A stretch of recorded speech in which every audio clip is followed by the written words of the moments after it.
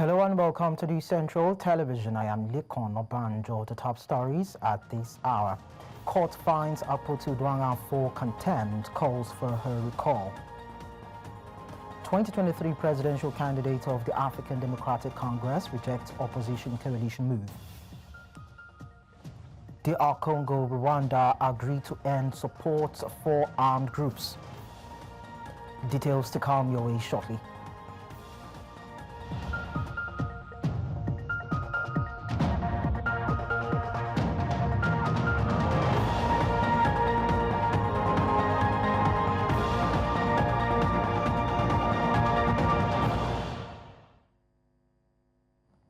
We begin with judicial matters. The Federal High Court in Abuja has told the Nigerian Senate to recall suspended Kogi Central lawmaker Natasha Akpoti-Uduaghan, delivering judgment in a suit challenging her suspension. The court found Akpoti-Uduaghan in contempt and directed her to pay a 5 million naira fine. Our judiciary correspondent Joshua Emarayi was in court and now reports. Justice Binta Nyako of the Federal High Court in Abuja has delivered judgment in the case filed by Senator Natasha Akpoti-Uduaghan, who challenged her 6-month suspension from the Nigerian Senate. While delivering the judgment, Justice Nyako said the Senate can, and I believe should, recall the senator and allow her continue representing the people who sent her there. The judge also found Akpoti-Uduaghan in contempt of court for publishing a satirical apology letter addressed to the Senate President, Godswill Akpabio. She was ordered to pay a 5 million naira fine. Counsel representing the Senate and the Senate President reacted to the ruling after the court session. Speaking to the issue of contempt, the court held that it amounts to civil contempt and that the plaintiff is ordered to pay a fine of 5 million naira, to issue an apology to the court, and to have the said apology also published on the same medium within which the publication that offended the court was done.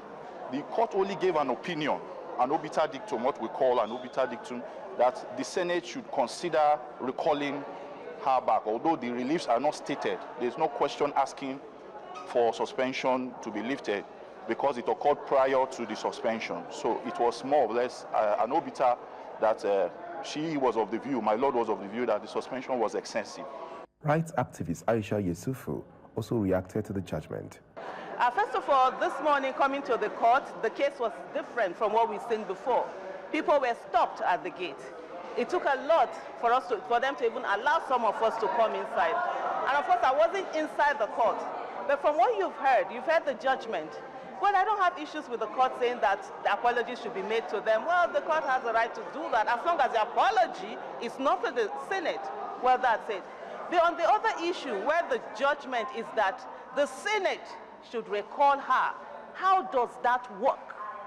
With the court's ruling now on record, all eyes are on the Nigerian Senate to see its next course of action. In Abuja for News Central, I am Joshua Emarayi.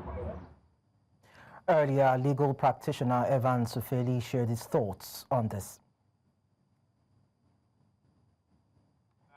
6 months is a very long time. How many days do they seek for you to suspend a senator of the Federal Republic for 6 months? You know, when you put everything together, you'll find out that it's too much. Okay, that's about 90. That's about 180 days. Out of how many days do they really seek? So it's actually very excessive, and I agree with your lordship, Justice Binta Nyako, to the effect that that punishment or reprimand is harsh because it will deprive our constituency of representation. And democracy strives on inclusivity. So any part that is set out because of whatsoever punishment is disallowed, to have representation is unfair to the people of that constituency. So, barely a week after a truce was brokered between Rivers State Governor Fubara and the Minister of the Federal Capital Territory, Nyesom, Wike, the Rivers Elders and Leaders Forum has appealed to President Bola Tinubu to lift the state of emergency imposed on the state as part of efforts to restore lasting peace. The forum described the recent political crisis between Governor Fubara, Minister Wike, and the Rivers State House of Assembly as unfortunate and deeply troubling, noting that it caused divisions and hampered governance in the state. The elders expressed hope that the terms of reconciliation, though yet to be made public, would align with the provisions of the 1999 Constitution and uphold the rule of law.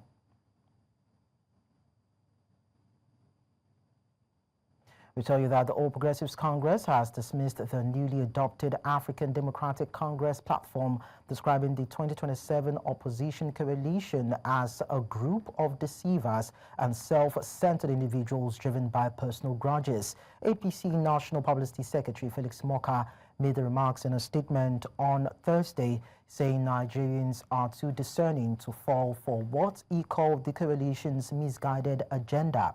The APC insists that the President Bola Tinubu's government is delivering positive change and remains committed to steering the country toward growth and development. Meanwhile, the African Democratic Congress 2023 presidential candidate Dumebi Kachiku said the faction of the party led by former Senate President David Mark was deliberately structured to produce former Vice President Atiku Abubakar as the 2027 presidential flag bearer. Speaking to journalists in Abuja, Kachiku said the group told him during their meeting that their main interest was reclaiming power. He dared the coalition leaders to prove him wrong by publicly declaring that the 2027 presidential ticket would be zoned to the south. Dumebi accused Atiku Obi and other allies of hijacking the party and lacking the capacity to lead it. On nothing. Can you shave a man's hair in his absence? Can you enter a man's house through the back door and declare yourself the landlord? These yesterday's men who represent a bad chapter in Nigeria's past have bought bad markets from a man who represents a bad chapter in ADC's past. Nigerians have watched in amazement as this group of mostly geriatrics shopped around for a party to prosecute their chopping must continue ambition. This further cements the opinion most hold that political parties in Nigeria stand for nothing and will fall for anything. They have told us that they are fighting for the rights of ordinary Nigerians and that they are on a rescue mission. But what is confusing to the Nigerians they want to rescue is that these men, made up of a former vice president, former governors, ministers, and political office holders, are the same people who have presided over the affairs of this nation for the past 4 decades. We have absolutely nothing to show for their decades of leadership. Now, we tell you that human rights lawyer and activist Femi Falana says the newly enacted Lagos State Local Government Administration Law 2025 aligns with the constitutional principles and the Supreme Court's ruling on term limits. The new legislation, which repeals the 2015 Local Government Administration Law, introduces clear provisions on how a tenure of elected or successor chairman is calculated. The version of Section 27, subsection 5 of the law. The question of an expired term is not that important. Another, if you complete the term of elders, who might have been removed by impeachment, resignation, or letters, whoever takes over to complete the term will be deemed to have won the full term. That is the purpose of sections 27 and section 28, section 27, subsection 5, and section 28, subsection 4 of the new law. So the controversy surrounding the terms of office of previous local government officials, particularly chairman, is no longer. Now go on a break on the news. When we return, we'll bring you more stories. Do stay with us.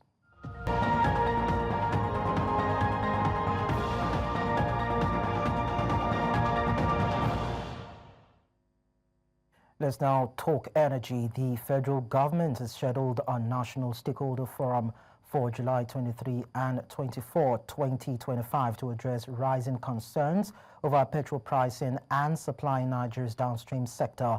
The summit, organized by the Nigerian Midstream and Downstream Petroleum Regulatory Authority, will gather industry operators, marketers, refiners and officials to discuss pricing standards, feedstock adequacy and strategies for market stability. NMDPRA Executive Director Francis Ogari confirmed the dates during the 24th Nigeria Oil and Gas Energy Week, stressing the need for dialogue to build a resilient post-subsidy pricing system.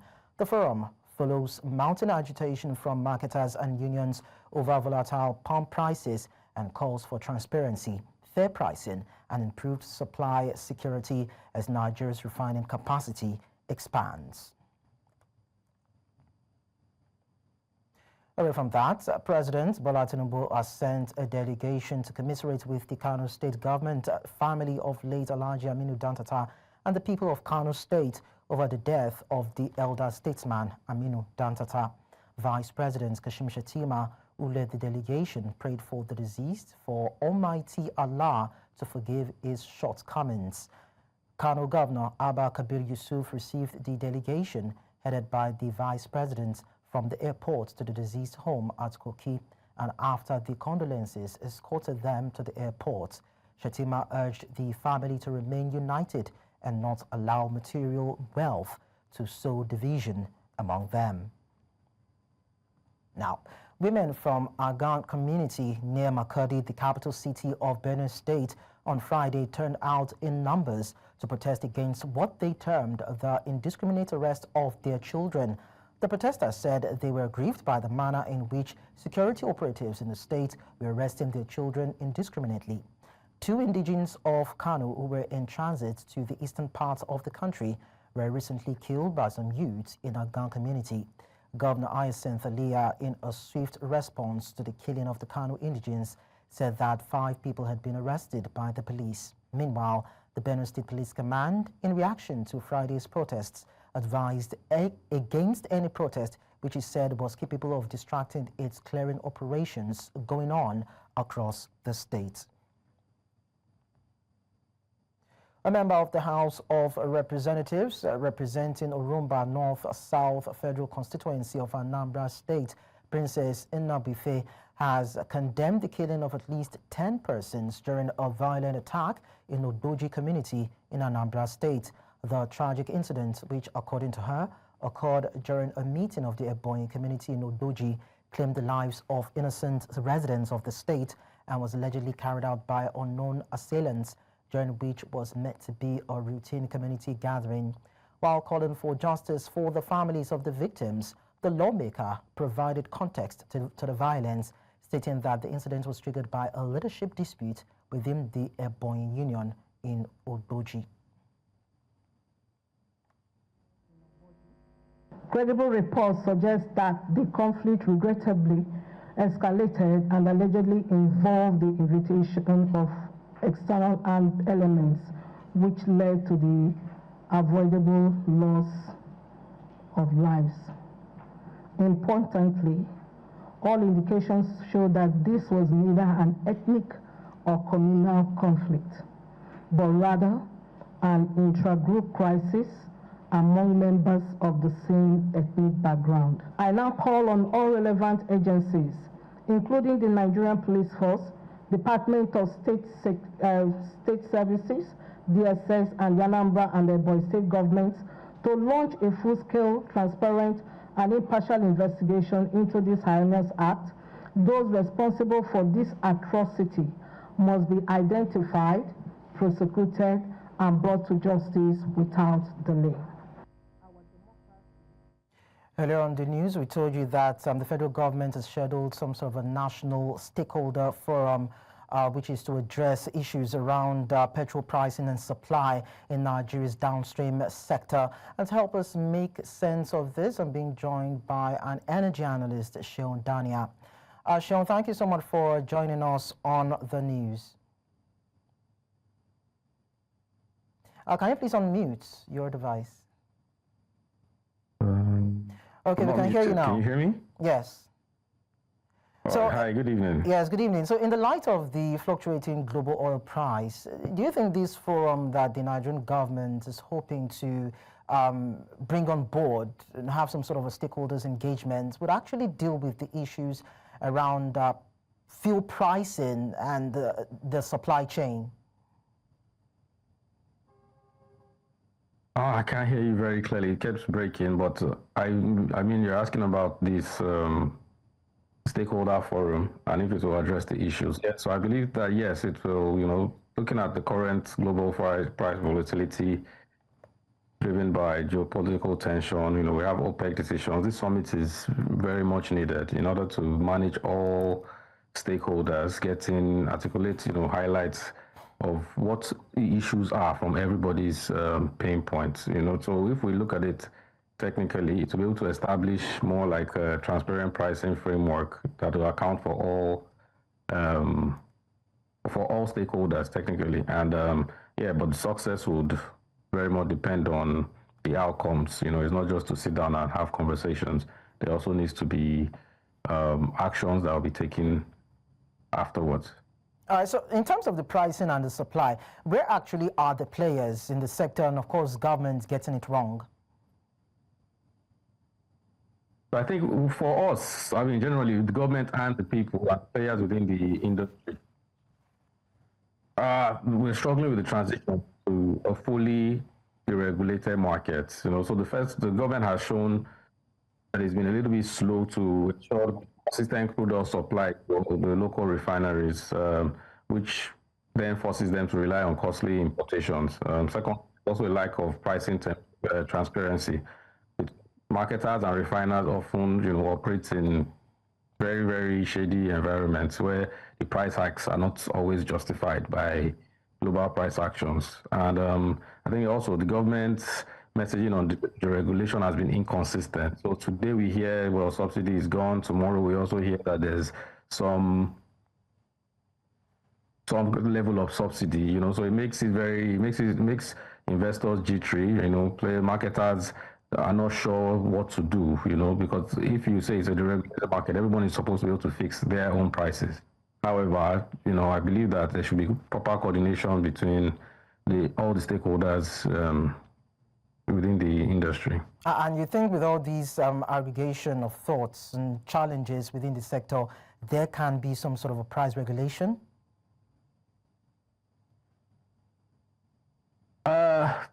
The allegations, right? Refineries like the Dangote are producing at scale, and their production will cost, somewhere between, maybe they can decide to sell 700, 750 per liter. They will factor in different things like, the crude supply, cost of refinery, and the distribution costs. They also, as refineries, they also have what they call tank top, which is they have a limited amount of storage. So if they are producing more than they are actually selling, they should also be able to, reduce the prices of what they are selling in order to get, their products out all the way. However, without very transparent cost mechanisms, it's different for the marketers who pretty much will only just import or buy from a refinery and expect to distribute. Basically they're not going through they're not facing the same challenges. So if it's true, of course, then there's a failure of oversight in this deregulated system, and the consumers are the ones who always bear the brunt. So, we all have to then look at government in order to provide some level of regulatory oversight as to pricing. Okay, so stay with me for a while. I just have an oil and gas technologist, Bolarin Adurujaye, who has also joined us to discuss this. Bolarin, thank you so much for joining us on the news. Thanks for having me. Pleasure to be here. Okay, so tell us, is it possible for us to have some sort of price regulation within Nigeria's downstream sector that might translate into price stability of fuel in Nigeria's market? It's one of those questions that I'm not even sure one should answer directly, because if you look at the continuum, on one end of the extreme, you have those who would say, it's a free market, just ensure there's enough competition and let there be price discovery and leave it alone. On the other side of the spectrum, you want some form of really strict regulation, or where we're coming from, where you actually have regulated pump prices. I will not say, I mean, any of those extremes is not helpful, definitely. There is a place for price regulation in a market generally. However, we're talking specifically about petrol prices here. And I honestly think that we might be missing the forest for the trees. What is the hullabaloo, about volatility in pump prices? The underlying product is crude oil. That's the feedstock that determines these things. And the price is globally determined in a global market. Left to me, we have left subsidy, we've put that behind us. And at best, we should be looking to ensure that the market is as free as possible, that there is no collusion, and that we remove the bottlenecks in feedstock to the impressive refining capacity that we've been able to develop. So we're on the right path, but that's what I think we should focus on.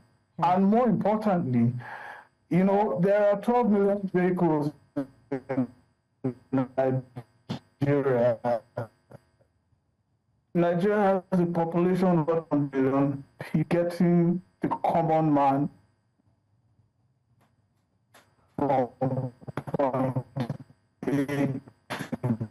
It seems to be a bit of a challenge with Bolarinwa's connectivity there, but then we'll try as much as possible to have that rectified. Let me quickly take Sean's response to what Bolarinwa said when he talked about collusion in the markets. Now, Dangote refineries' fuel price increase and decrease, according to reports, it's caused by global oil prices, despite the fact that there's a Naira for crude swap deal.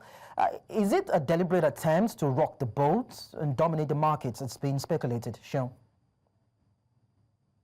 For Dangote, I mean, they buy crude in Nigeria through a swap agreement, which, I mean, theoretically, should isolate them from global price shocks. However, their cost of refining, their refined products benchmarks and profit margins are also things that should be considered in pricing, That said, their pricing strategy, it should, and it raises concerns. If it's unchecked, it could cause some kind of monopoly, especially when there's weaker competition from modular refineries who are not even producing up to a fraction, The Nigerian refineries, the state-owned refineries who actually have somewhat significant capacity, but they're not producing as much. So this is why there needs to be very much, regulatory oversight in order to ensure that even as the space is deregulated, we're able to understand, what the pricing regime is, how the prices are, how they come about their pricing, and it should be a little bit, transparent.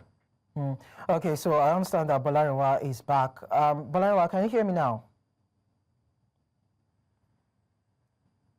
Hello, Bolarinwa. Yes, I can hear you. All right, so I'd just like you to conclude on your thoughts when you were talking about what the situation is in the downstream sector and how to remove the bottlenecks. Yeah, I was trying to take a completely different approach. I think that we are overly fixated on the pump price of fuel. And I think that we should be paying more attention to how to get the common man from point A to point B. What I'm saying is we're putting too much attention. There are 12 million vehicles in Nigeria. Nigeria has a population of over 200 million people. Our vehicle density is extremely low. Essentially, what I'm saying is that the common man in Nigeria doesn't drive a car. The common man in Nigeria gets inside one bus or the other. What we should be trying to do is to make that journey as efficient and affordable as possible for the common man, and not this blanket fixation on the pump price of fuel. It's the same problem we had with subsidy. At the end of the day, the people enjoying the main part of the subsidy was a small minority, and I say small on purpose, because compared to the population of the country, people who drive and own vehicles are a tiny minority. So it's the wrong fixation, in my opinion. We should be having a different conversation entirely from the one we're having right now. It's a contrarian opinion, but that's where I stand. Yeah, I would understand. We're putting everything into perspective. So, Sean, now let's talk about the fact that the Dangote Group opted to deploy about 4,000 CNG power trucks to distribute petroleum products across Nigeria. It's part of the need to ensure availability of this commodity for the ordinary Nigerian. But then when you look at it, was it more of a survival strategy for the group, or probably a contribution to improve supply network? I mean, I think it's a smart logistics play. So they are cutting the reliance on diesel and, of course, reducing the cost of product distribution. They also strengthens their control over their supply chain, so from refinery all the way to retail, So while it is it's framed as a natural contribution, it ultimately kind of like cements Dangote's vertical integration into the entire nation. So the government and independent marketers also need to match this level of innovation to avoid, supply monopoly. You would probably want to think about what the independent marketers are doing in this regard, because there have been allegations too that petroleum marketers are exploiting Nigerians through inflated petrol prices, and that the current pump price of PMS should not be more than 700, 750 naira, depending on the region. But then we're talking 935 naira, almost 1,000 naira in some areas. I don't know what your reaction would be to that. I think it's not a straightforward conversation. At the end of the day, you have the difference between spot prices of the underlying product, which is crude oil, which is globally determined, and essentially futures. And so the pump price at any particular point in time and the determination of that is not a simple equation like that. I mean, we saw how pump prices went up in the wake of the call it a glitch, call it the momentary increase essentially in crude oil prices. And you can see that it hasn't quite dropped yet to the level it was before. So there's a lag, These dynamics have to be considered in having these conversations. So I won't say anybody is cheating anybody or exploiting anybody. I'll say that markets are working, like they should. Is there still some possibility of collusion? Is there a possibility of manipulation? It's never zero, but I wouldn't jump to that conclusion, honestly. I think that prices will settle to what they should be, given the price of the underlying product, which is crude oil. All right, thank you so much, Balayan Wadurojayi and Sean Dania, for talking to us on the news. Thank you for having me. Have a great week. And you too. Away from that, the Chief of Army Staff, Lieutenant General Olufemi Oluyede, has reaffirmed the military's commitment to strengthening civil-military relations and enhancing national security. He made the statement at the Nigerian Army Cantonment in Jaji, Kaduna State, during the commissioning of key community projects as part of activities marking the 162nd Nigerian Army Day celebration. And News Central's Chizobayanwe reports from Kaduna. Well, we'll bring you details of the story in our subsequent bulletins, but then we tell you now that the House of Representatives has reaffirmed its commitment to leading a coordinated national effort aimed at improving nutrition and strengthening food security across the country. Chairman of the House Committee on Nutrition and Food Security, Chike Okafo, stated this while addressing journalists in Abuja. He noted that Nigeria's troubling nutrition indicators worsened by insecurity in food-producing regions, climate shocks, inflation, and low public investment require urgent and sustained intervention.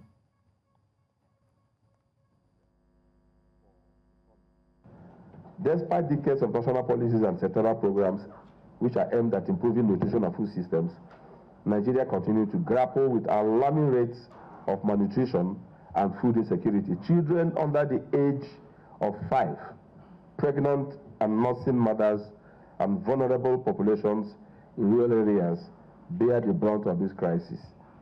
In recognition of these challenges, the House of Representatives, under the leadership of Right Honorable Anambra State, PhD, GCON, Speaker of the House, established the Committee on Nutrition and Food Security in November 2023. That is 7 clear months after the inauguration of the 10th Assembly.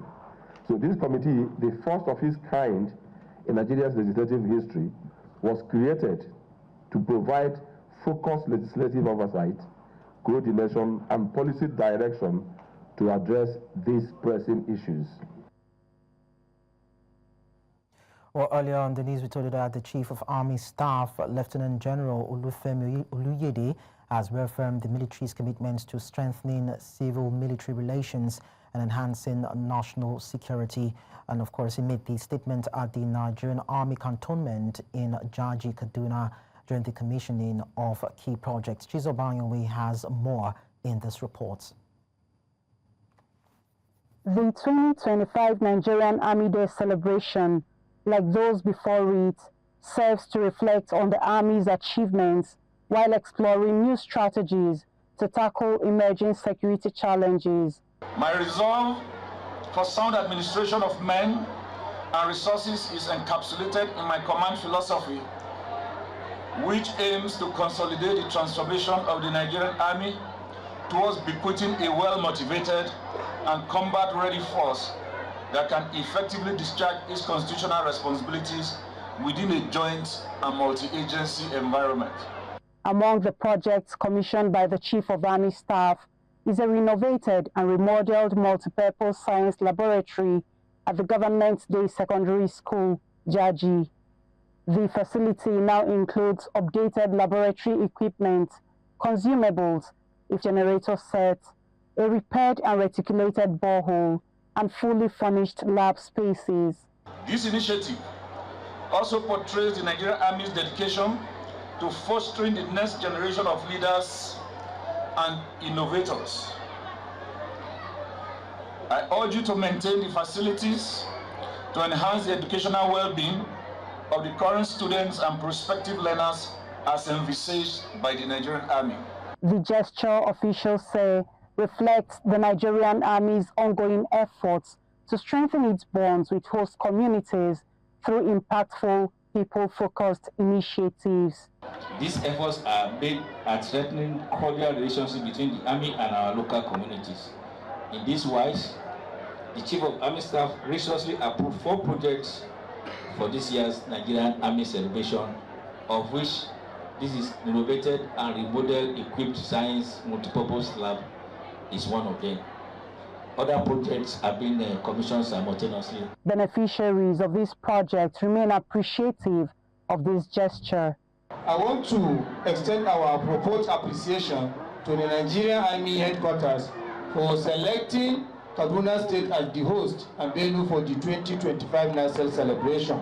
So it is very relevant with the capital project we are enjoying today here at Government Day. It has transformed the teaching and learning of sciences, as you can all of us witness. The Nigerian Army has also said that these events carried out here today isn't just a mark of their civil-military relations with the community members here, but also their contribution to the educational growth of the children of Jaji.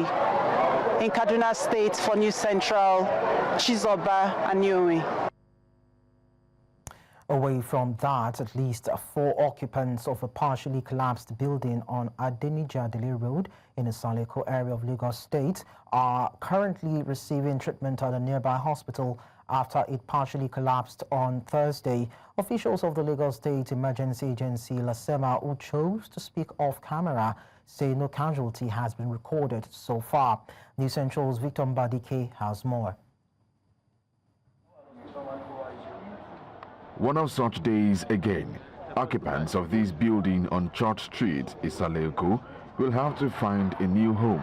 Reports gathered that the occupants had refused to evacuate the building, despite being warned of impending danger on the distressed building. They asked us to leave the building, that they wanted to renovate it, that the building is getting weak or the likes, and they collected money from us. On a norm, if they wanted to do that, they wouldn't have any reason to take money from us. But they collected last year due. They collected it around that December. We still paid for this year. Again, they collected it. Some people still pay this April. This is July 3rd now. They still collected the money. So they themselves, they are not giving us the instant that this house is actually weak like that. They don't have to be collecting money. I just pay money. 6 months, they go back to me money. If they no back to me, I no go leave them. They go back to me money. These adjoining structures had to be demolished for officials to get access to the partially collapsed building. Others lament the impacts of the situation while calling on the state government for help. And I'm already preparing for my exam at this Saturday. My bag is still inside the house. And what I will use and fulfill the exam is inside the house. As I see now, I have nowhere to go. You can't just remove our heritage, our properties without any compensation.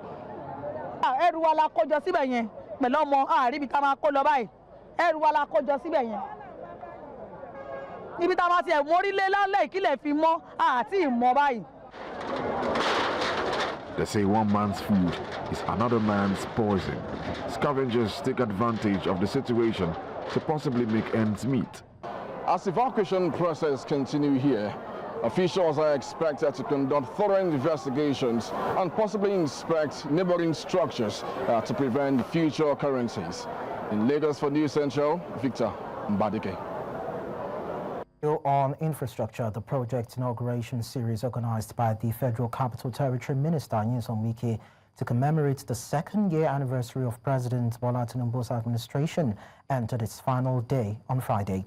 It witnessed the unveiling of the Agoma Palace Radio Nigeria New Market Road. The president was represented by Vice President Kashim Shettima, who joined FCT Minister Nyesom Wike and other high-ranking government functionaries, the contractor and politicians at the event. The support to conclude this job. Let me thank the contractor. He has shown capacity. I'm happy by the policy administration of this government by making sure that we encourage our local contractors. The road that was done at CN8 was done by a local contractor. The Oshafa War College roads were done by a local contractor. Here today, done by a local contractor. The bus terminals, done by a local contractor. That is an administration that believes that we must empower, we must encourage our local contractors. And I thank all of you for showing us that with encouragement, you have the capacity to contribute to the development, not only in FCT, but Nigeria in general. Mr. President, I want you to be proud. I want you to be proud because you have changed the narrative. It doesn't matter people who will never be happy. And so with great joy and a heart full of gratitude, it is now my singular honor and privilege to, on behalf of President Bola Ahmed Tinubu, GCFR, commission the newly rehabilitated Agoma Palace Radio Nigeria New Market Road here in Gogolada Area Council, to the glory of God and in service to humanity. Thank you, and may God bless the Federal Capital Territory. May God bless the Federal Republic of Nigeria. Coming up on the news, DR Congo, Rwanda agreed to end support for armed groups. We'll tell you more in a short while. Do join us again.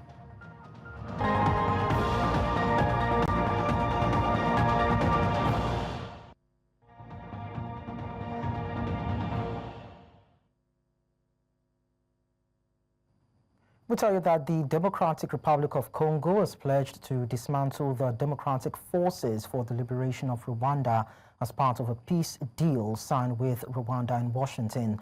Foreign Minister Therese Kayigwamba Wagner has stated that FDLR fighters will be encouraged to return home, while those who resist will face military action. In return, the DRC expects Rwandan troops to withdraw from eastern Congo. The FDLR, formed by ex-Hutu leaders linked to the 1994 Rwandan genocide, is seen by Kigali as a serious threat. UN experts have confirmed that Rwanda's army has played a key role alongside M23 rebels in recent offensives seizing Goma and Bukavu.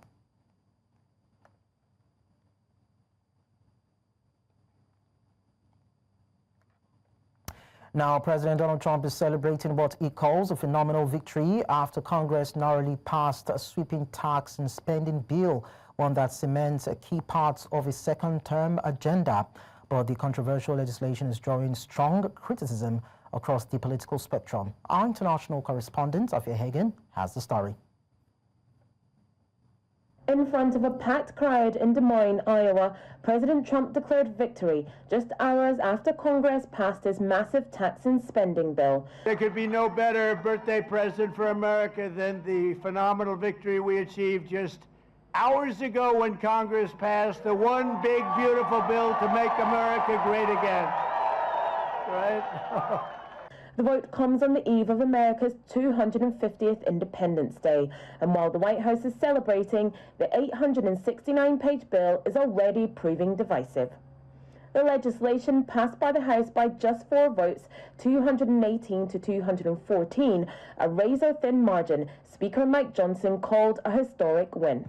We took the best effort that we could in one big, beautiful bill to fix as much of it as we could, and I am so grateful to God that we got that done as we did, because of the dedication, yeah. The bill delivers on many of Trump's promises, billions more for military spending, a mass migrant deportation push, and $4.5 trillion in extended tax cuts. But critics say the cost is enormous, both fiscally and socially. The bill is expected to add $3.4 trillion to the national debt over 10 years, whilst cutting food aid, clean energy funding, and the Medicaid health program. Democrats say up to 17 million Americans could lose health coverage. Millions of Americans, more than 17 million Americans, will lose their health care, and many more will experience higher premiums, co-pays, and deductibles, whose life will measurably get worse as a result of this one big, ugly bill. The bill also ends subsidies for electric vehicles, sparking a public feud between Trump and former ally Elon Musk. President Trump says he'll sign the bill on Independence Day, a political victory timed for a patriotic celebration as America enters its 250th year. A controversial bill signed on a symbolic day. With the 2026 midterms on the horizon, the political fight over Trump's agenda is far from over. For News Central, I'm Afia Hagen.